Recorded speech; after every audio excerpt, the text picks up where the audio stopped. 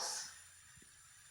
C'était la danse des fillettes insouciantes qui faisaient tournoyer au soleil les plis de leurs robes pourprées. La deuxième danse, c'était celle des petites élèves appliquées qui regardaient fondre dans la bouche de leur maîtresse ces carrés de chocolat tant enviés. La troisième danse, c'était celle des chaussons de pointe non autorisés, à cause des mollets, à cause des carnets de fin d'année. La quatrième danse, c'était la danse de la liberté, la danse du faire ce que l'on voulait et des adolescentes désinhibées. Et puis, ce fut l'entrée dans la danse des chaussons, des pointes et des étirements, la danse des blessures, des entorses et des cassures, la danse des chutes et des relevés, la danse des grands écarts et des ronds de jambes en l'air, la danse des valses et des adieux, la danse des battements et des soutenus, la danse des attitudes et des positions, la danse des pas de deux, des jetés et des chassés croisés, la danse du boléro et des olé olé, l'oiseau de feu, et puis le crépuscule des dieux, la mort du cygne et la belle au bois dormant. Eliane Nabar, Beyrouth. Viens, toi. Tu es jeune. C'est à toi que je veux parler, c'est toi qui m'intéresse. Je ne te connais pas beaucoup, mais tu m'intéresses toujours plus que moi. Longtemps, je me suis trouvé intéressant. Sans raison. Un a priori favorable. Je ne peux pas dire pourtant que je m'aimais beaucoup. Je me faisais des reproches dans le miroir. J'ai pas souvent été à la hauteur, tu sais. Je veux dire à la hauteur de cet intérêt que je me portais. Mais c'était plus fort que moi. Je pensais rarement à quelqu'un d'autre. Cependant, vois-tu, j'ai fini par me lasser. Sans déconner, un type qui écrit des phrases comme « tout est là depuis toujours », tu ne crois pas qu'il tourne en rond? Alors, je regarde moins le miroir. Je porte mes yeux ailleurs, par la fenêtre. Et paf, je tombe sur toi. Toi, tu viens juste de commencer le grand voyage. Frais torrent. Tu coupes de source et dévales les pentes en changeant de direction pour un rien. Tu sautes par-dessus les rochers, tu essayes un chemin. Si ça passe pas, tu en testes un autre. Tu es vif et alerte. Prêt à tous les imprévus. Moi, je suis un vieux fleuve fatigué. Je stagne au moindre obstacle, gonfle en retenue marécageuse, inonde les plaines, incapable de remonter la pente. Je ne connais pas la suite. Je ne sais pas comment tu vas tourner. Comment juger des fruits encore verts? Nourris-toi, jeune fille. Jeune homme. Abreuve-toi de lumière et de rivière, apprivoise les insectes et les boulangers pour qu'ils t'aident à faire germer les graines que tu portes. Contempler cela, découvrir la suite du feuilleton, semaine après semaine. C'est quand même plus exaltant que de regarder les vieux fleuves s'aplatir dans la vallée avant de rejoindre le grand océan, en répétant pour se rassurer « Nous sommes vieux comme le monde ». Michel Vincent. J'arpente les troncs de mon village. Il y a ces arbres, témoins muets de tous les temps. Ils possèdent des mémoires inaccessibles, des mémoires introverties.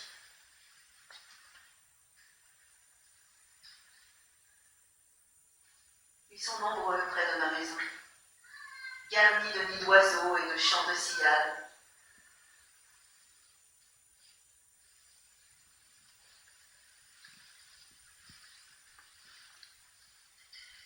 Pieds nus, je grimpe. Je vais à la rencontre de moi-même, de l'autre, du visible, de l'invisible. Je vais à la rencontre de la poussière qui se répand dans l'air, de ce point qui contient l'univers. Je grimpe et ma peau bute sur la rugosité de l'écorce, s'accroche à la sève visqueuse, aspire une énergie organique. Je sens les racines transpercer l'épiderme et traverser mon corps. Je me propulse d'une branche à une autre de plus en plus haut. J'aime ces rencontres intimes. J'aime enlacer le verre. J'aime t'enlacer, nous enlacer, enlacer l'entre-nous insaisissable.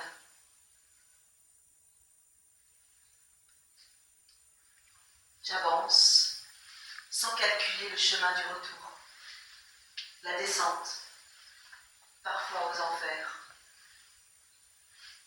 Les chutes violentes sont un secret que je partage uniquement avec le sol, sans pitié, qui accueille le poids de mes jours. Des chutes que je ne divulgue à personne.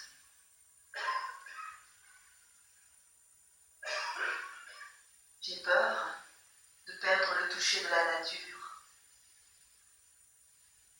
J'ai peur de perdre l'amitié des arbres. Mes mains s'accrochent fermement au bois vivant, aux touffes de feuilles, aux murmures incessants. Je suis égratignée de partout.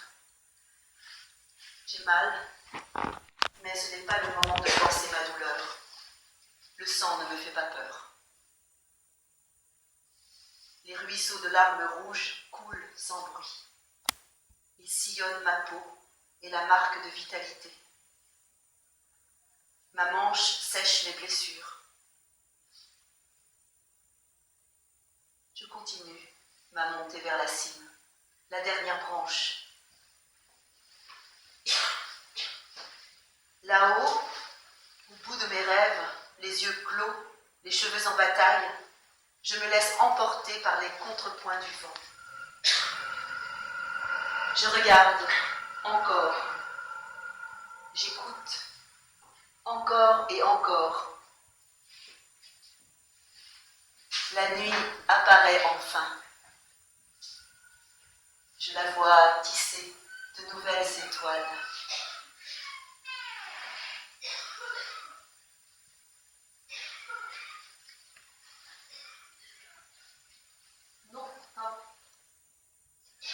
أراد الكمال، أراد الأخلاق، فضلوا الأداء، اختاروا الفجور، أراد شاطئا من الحروف، أراد الكنائس والمساجد من نفس الحجر، أراد عائلات متحدة، أشجارا مثمرة، اعتمدوا الانقسام، أراد رجالا فخورين مثل جبالهم، نساء كريمات مثل ينابيعهن، أراد الندى، صنع الطلب، أراد الحب.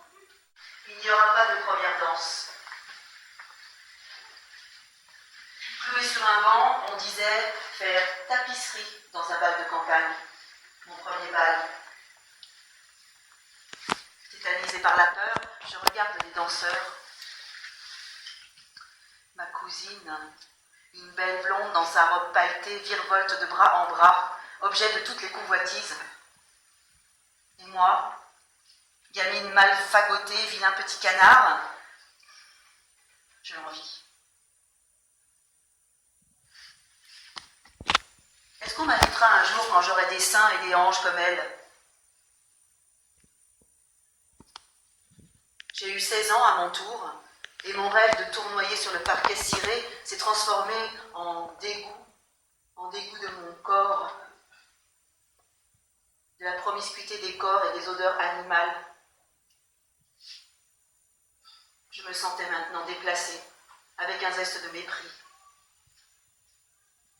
Je n'avais rien à faire dans ces balles populaires minables, suant la vulgarité. Paris, mai 68. Les années grisantes, une folle envie de liberté, la soif de façonner un univers à ma mesure. Qu'il était bon de découvrir les boîtes de nuit, vibrer sur des airs de rhythm and blues. Otis Redding, Tina Turner. Plus besoin d'attendre le cavalier parfait, improbable, complètement décomplexé sur la piste de je danse le jerk. Quelle chance d'avoir 20 ans, je fais peau neuve. Le bal nous plaçait dans une situation inconfortable. Se faire inviter ou pas, accepter ou refuser. Les deux protagonistes se retrouvaient dans le lieu de toutes les humiliations.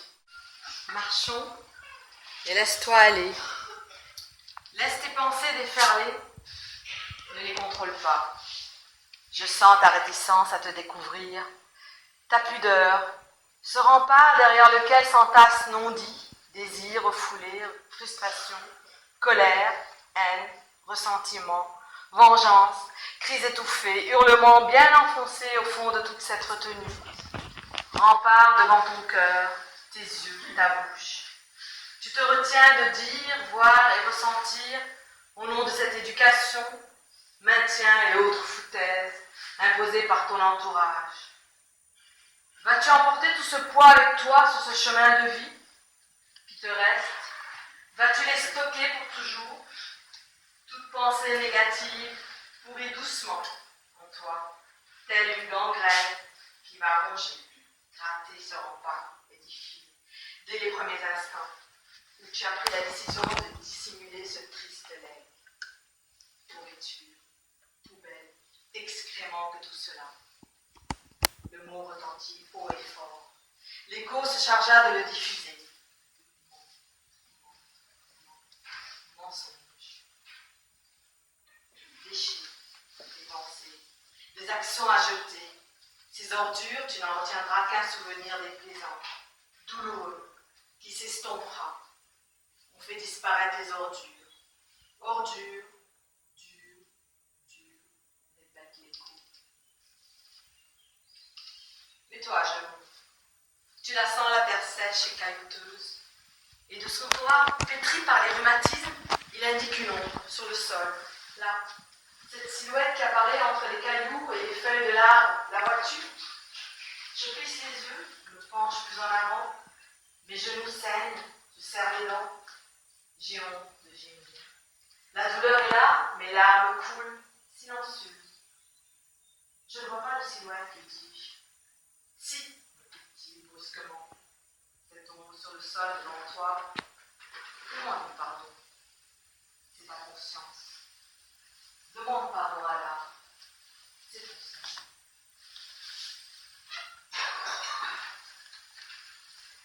La vigne m'obéit, déroute.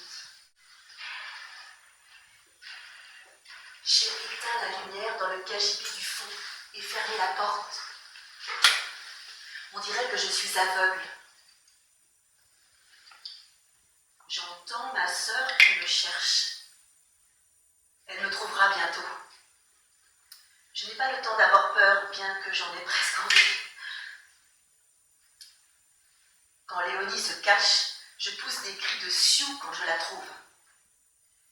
Je n'aime pas quand elle m'attrape, elle me fait des chatouilles derrière les oreilles, je déteste ça. Elle adore. Ma mijaurée de sœur va mettre du temps à me trouver parce que on n'a pas le droit d'aller dans le cagibi. Elle va dire que je triche. Sur l'étagère du haut, il y a un chapeau à plumes. Je pourrais me déguiser et sortir du placard en d'Artagnan. J'entends ma sœur qui vient dans ma direction. Elle brûle. Je ne dis rien. Elle s'éloigne à nouveau. J'ai le temps de mettre le chapeau. Je vais avoir une fessée, mais ça vaut la peine. Par la bouche d'aération, on entend ce qui se passe dans l'escalier. Le bruit de canne de Madame Julie qui heurte toutes les marches. Elle dit toujours des méchancetés.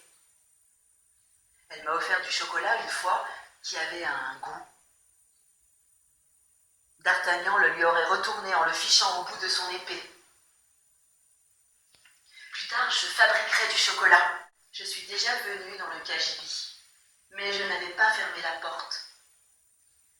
J'avais entendu quelqu'un qui disait du mal de ma mère dans l'escalier. Une voix d'homme qui bégayait.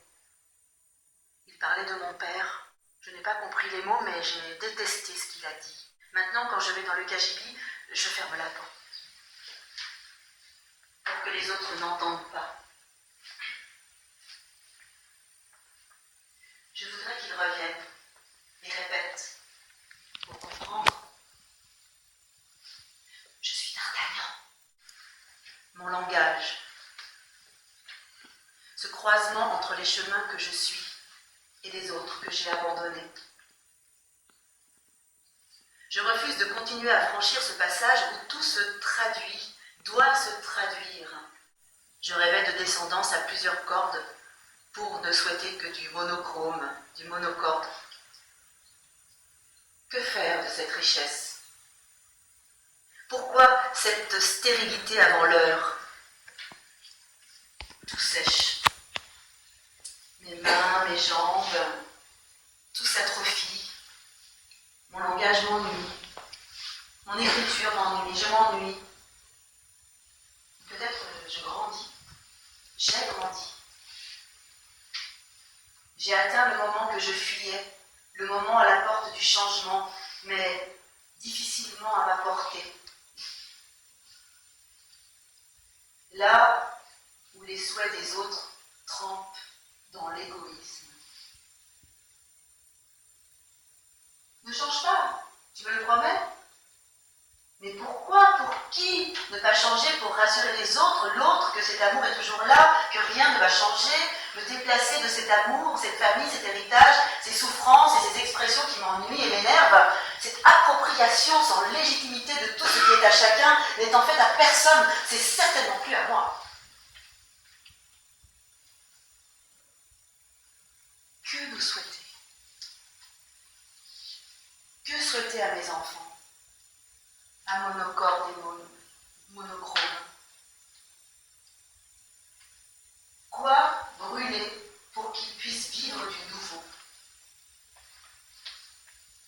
Moi qui vivais de traditions et contes de famille, ascenseur tenu au fil de perles et de broderies, je m'y accroche encore. Un tout petit peu. Une allumette à la main.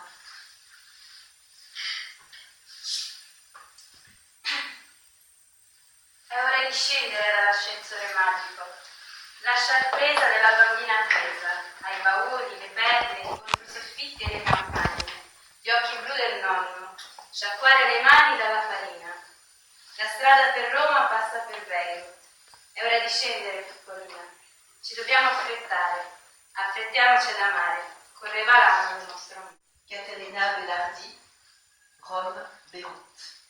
J'ai dans les yeux ces paysages d'enfance, d'Asie, de Saïgon, du Cap Saint-Jacques, d'Alat, de Mekong, de Toudouk, de ces plantations d'EVA à perte de vue. Dans mon esprit d'enfant, tout me semble grandiose, irréel, presque imaginaire. Comment saigner un arbre sans qu'il ne souffre? Récolter sa sève sans qu'il ne meure? Tout cela m'interpelle.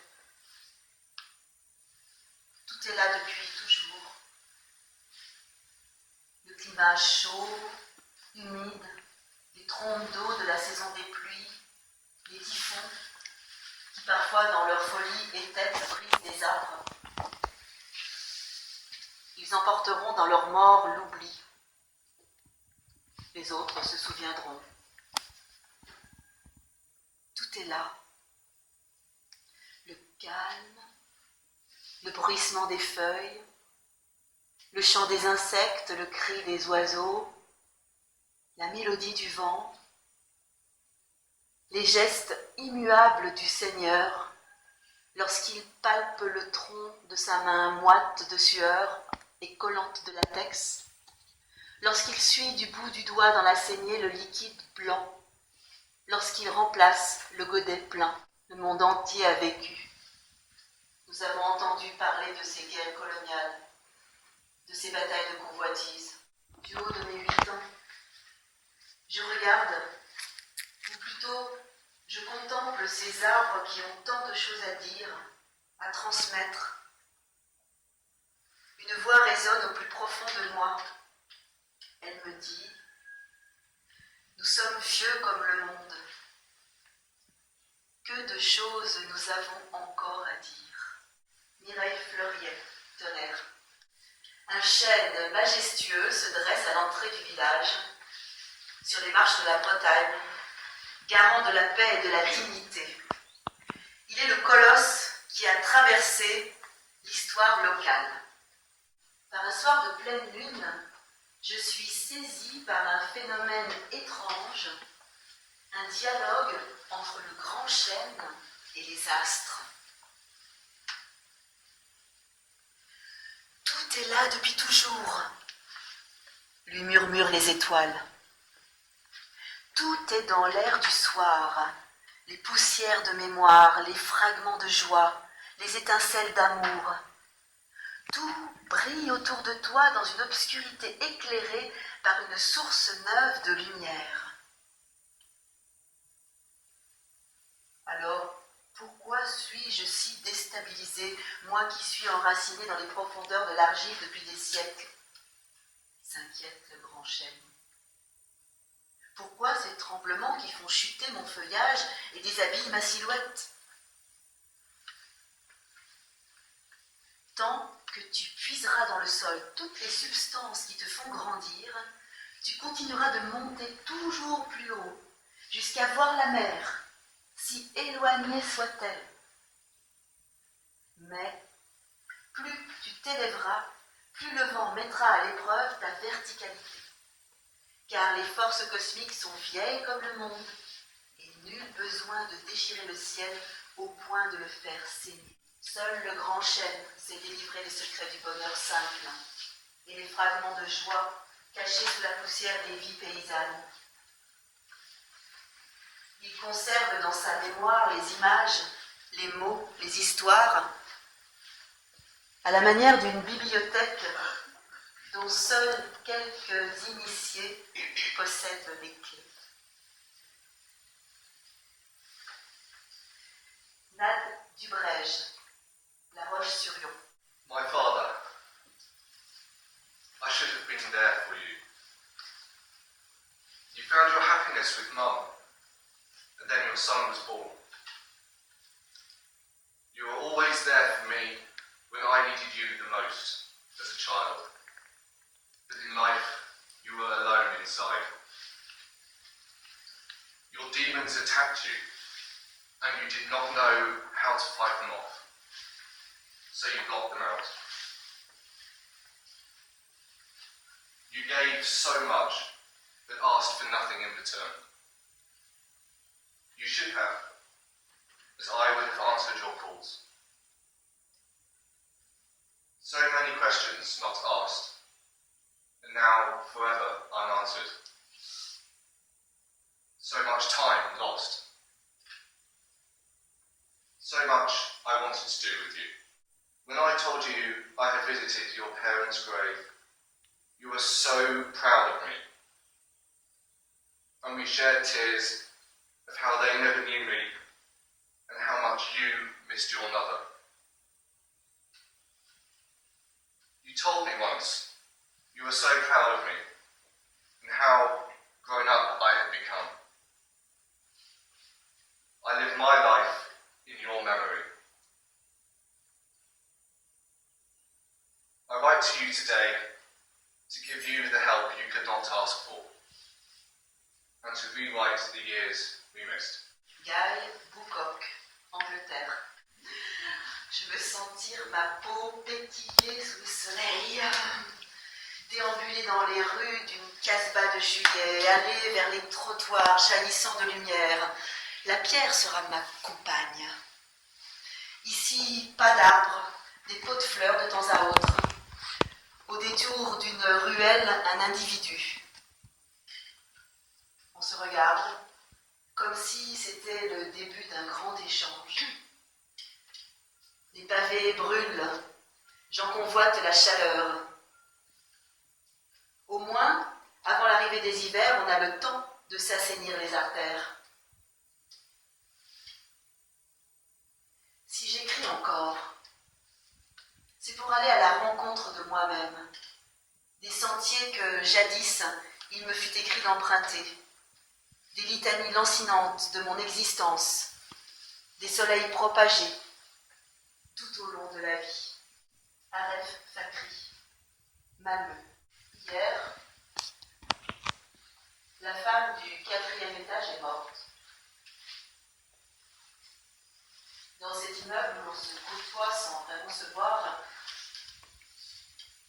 je me souviens juste d'une petite silhouette voûtée et d'un sourire timide et malicieux quand je la croisais.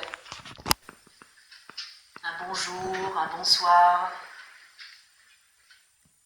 Je n'ai jamais ressenti le besoin d'en savoir plus sur elle. Qui se cachait derrière cette fragile silhouette qui se fondait dans la grisaille des jours ordinaires? Que savait-elle? Qu'a-t-elle emporté de moi-même qu'elle avait peut-être compris mieux que moi? Je ne le saurais jamais. Sa présence m'indifférait. Son absence m'interroge. Quel secret se cachait derrière ces petits yeux gris? Pourquoi n'ai-je jamais dépassé le stade des amabilités mondaines? Ce petit papier punaisé sur la porte d'entrée de l'immeuble me fait l'effet d'un électrochoc. Madame Laïla Lecœur, née Khoury, est décédée le 4 novembre. Tous les habitants qui le désirent sont invités à venir prendre le thé ce soir à 18h. Ce nom me rentre par les yeux, se faufile à travers les neurones, passe par le cœur et me donne un uppercut dans le ventre. Khoury, c'est le nom de ma mère libanaise. Cette femme était-elle de Beyrouth? Est-il possible qu'elles aient été de la même famille? J'en frémis. Dans ce petit immeuble ancien, situé à Tonnerre, où je réside depuis 3 ans, je croise mes voisins matin et soir dans la plus grande indifférence. Mais un homme n'est qu'un homme, et nous nous abandonnons souvent aux sirènes de la facilité. Train-train rassurant du quotidien, fuite devant ce qui nous semble accessoire et sans intérêt. On privilégie le superficiel et on évite de se poser des questions. Ce nom, Khoury, me renvoie 10 ans en arrière et me ramène à moi-même, à la vitesse de la lumière. Madeleine Cotet, Tonnerre. Elle me raconte sa première danse et je la regarde. Il fait beau, juste un peu frais, près du bassin aux lavandières. Elle sourit, puis éclate de rire en se remémorant les maladresses de ce premier chevalier servant. Elle ne sait pas que ce qui me touche le plus, c'est la fraîcheur que les années lui ont donnée. Une fraîcheur acquise au prix des batailles perdues, dont elle a compris l'inutilité. De sourires d'enfants qui ont grandi et sont partis, qui ne nous oublient pas, mais qui, eux aussi, ont leur première danse et leur bataille. Une rencontre s'est faite dans ce petit coin de France, autour d'un livre, autour d'une phrase, autour d'un repas.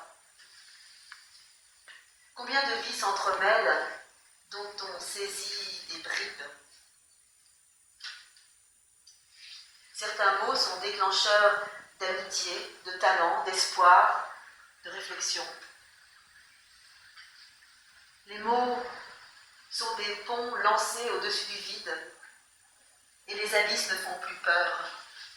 Elles ne sont plus infranchissables. Nous parlons. Le temps, les origines n'ont plus d'importance. Ce qui nous rapproche, c'est le parcours, l'histoire que l'on veut raconter. Se raconter comme pour mieux y entrevoir le chemin parcouru et ce que nous sommes vraiment, le bassin aux lavandières, l'écrin d'une amitié. Jocelyne Daguerre-Hayek, Beth Chabal.